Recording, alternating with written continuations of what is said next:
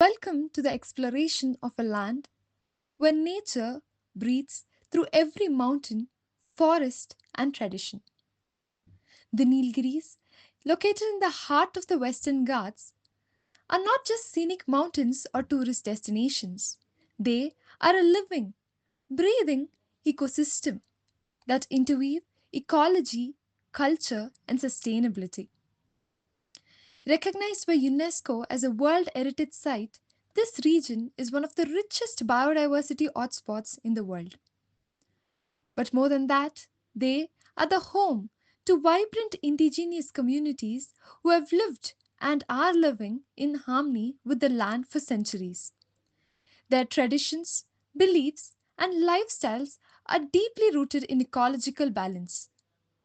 Thus, in this presentation, we'll delve into Nilgiris through various ecological lenses, from eco-criticism to ecofeminism, from post-humanism to eco-theology. And we will explore how tribal practices reflect deep environmental wisdom, how sustainable policies protect fragile ecosystems, and how modern threats like climate change and capitalist expansion challenge the region's balance. Join us as we uncover how the Nilgiris not only stand as a sanctuary for flora and fauna, but also as a profound model of coexistence between humans, culture, and the natural world. Bioregionalism in the Nilgiris. Bioregionalism teaches us to see places not just through state lines or political borders, but through their natural identity, shaped by land, climate, species, and culture.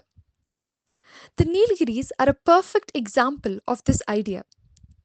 In 1986, the Nilgiris Biosphere Reserve became India's first under UNESCO's Man and Biosphere program. Spanning around 5,520 square kilometers, it stretches across three states Tamil Nadu, Karnataka, and Kerala.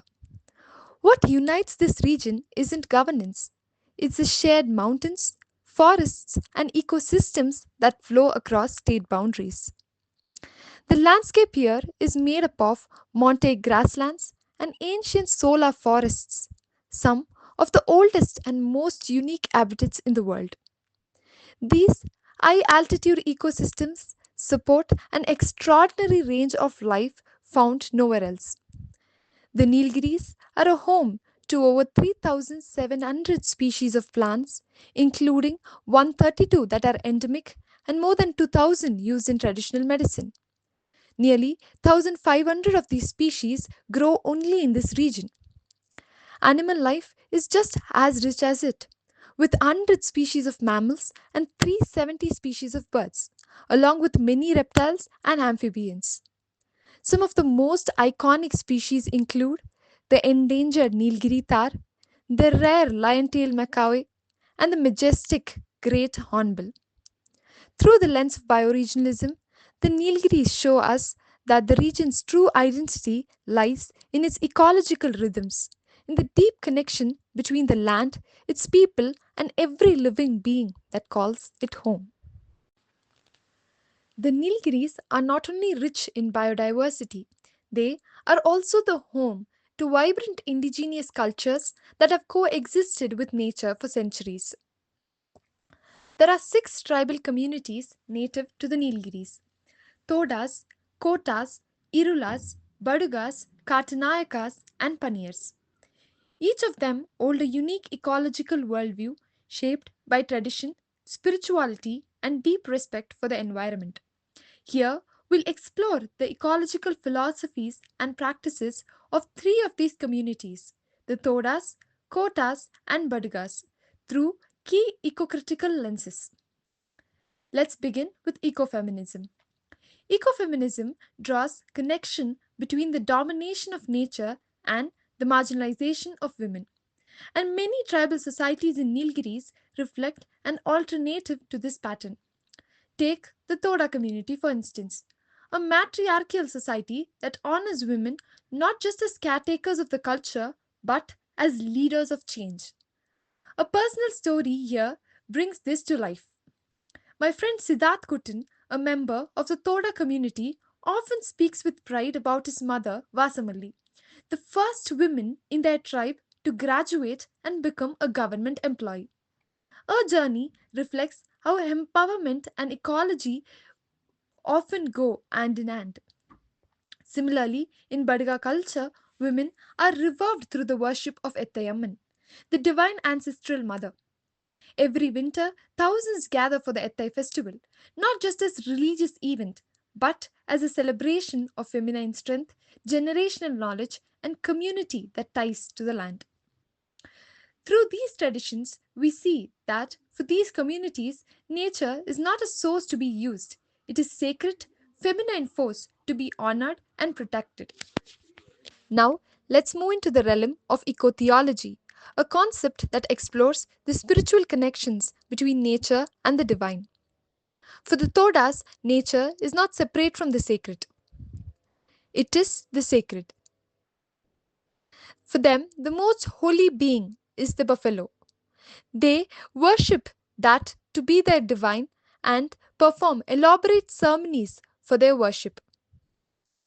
Even their marriage rituals are centered around the symbolic worship of a sacred tree, often a shola tree, showing how every life event is intertwined with environmental divinity.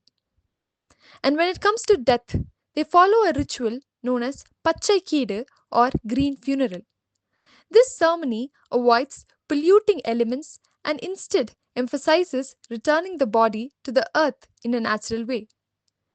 This reinforces the idea that life and death are both part of an ecological rhythm. These practices aren't just cultural, they are deeply ecological, showing how faith, identity, and sustainability can merge into a single living philosophy. Now, let's focus on eco Marxism. Take Thora shawls, iconic, handcrafted garments worn using natural, locally sourced materials. These shawls are made entirely by Toda women, not in factories, but in homes, slowly, patiently, with deep attention to tradition. This again emphasizes ecofeminism. Each piece takes around 3 to 6 months to complete. In the world that values mass production and speed, these shawls embody the cultural identity.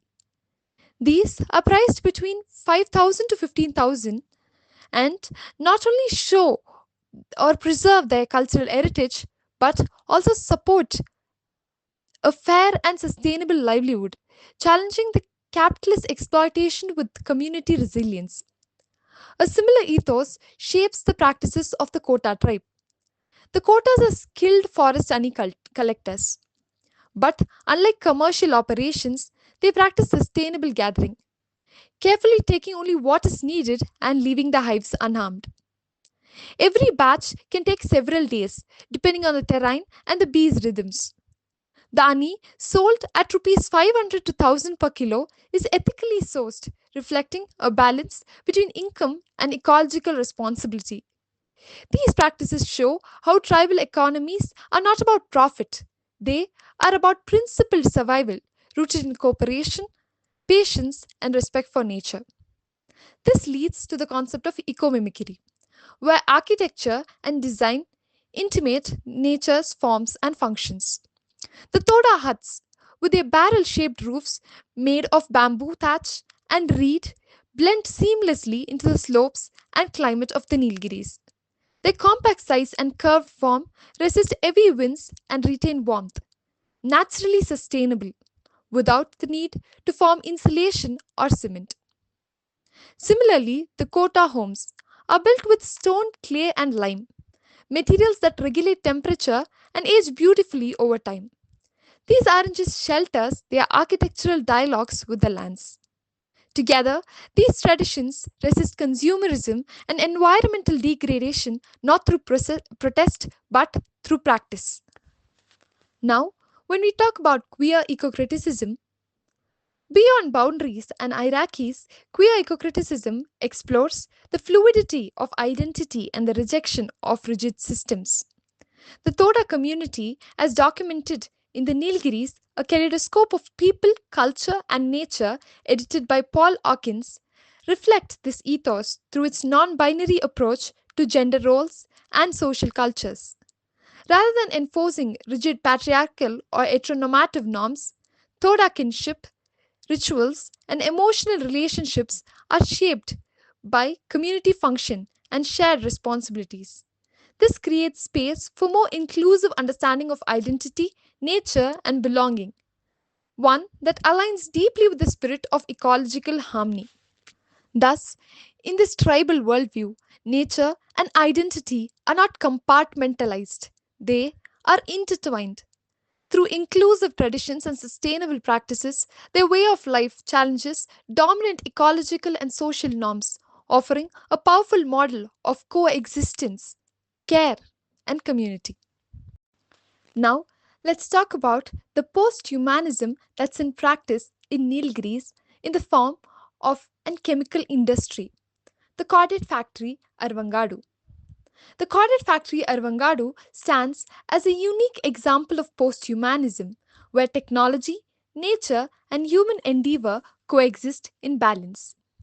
Established over a century ago, it is one of India's 11 ordnance factories, specializing in the production of propellants and chemicals for the Indian Armed Forces.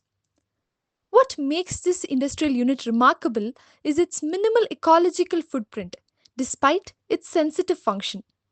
The factory employs advanced safety measures such as steel roofed explosive units, and it runs an effluent treatment plant ETP to prevent chemical discharge into the local water bodies and ecosystem.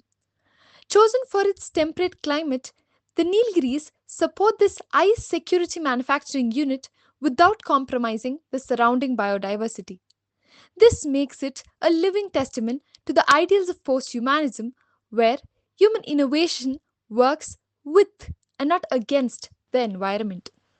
Now, on contemplation about the eco Marxism in Nilgiris, it always reveals the unequal power structures hidden beneath the surface of environmental action.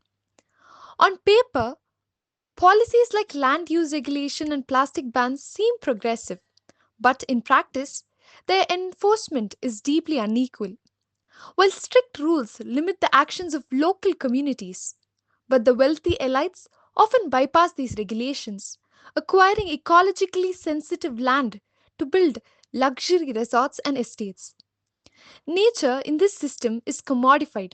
Forests become backdrops for tourism, and heritage becomes a brand, stripping landscapes of their ecological meaning. Even sincere efforts like the plastic ban come with contradictions. While the Nilgiri is praised as plastic free, waste often ends up dumped in Metupalayam, shifting the burden elsewhere. Eco Marxism thus asks a critical question: who truly benefits from green development? And who pays the price? Let's now discuss about the eco materialism in Nilgiris. This finds deep roots in spiritual practice and community life. For example, the Sai Baba temples cherished by the Baduga community. Here, spirituality is not separate from the environment, it reinforces it. Through rituals grounded in care, simplicity, and reverence for all living beings, the Badagas echo the wisdom of the environmental thinker Barry Commoner, who said, "Everything is connected to everything else." Their spiritual life is not about withdrawal from nature, but about living with its rhythms, knowing that every being has its own agency and thus must be respected and given the space to coexist. This message of interconnectedness also finds a voice in art, particularly cinema. The Oscar winning documentary, The Elephant Whisperers, filmed in the Mudumalai forest of Neither Nilgiris by Karthikeya Gonsalves, is a striking example. It doesn't just show wildlife, but it tells a story of trust, kinship, and care between humans and animals, stirring ecological awareness in the hearts of global audiences. And that brings us the full circle. This presentation has thus explored the Nilgiris not just as a place, but as a philosophy, where mountains meet meaning and communities live as stewards of the land. Through the lens of eco-criticism, ecofeminism, post-humanism, and beyond, we have seen how the Nilgiris stand today as both a natural sensory and a living testament to the balance between human civilization and the environment. Thank you.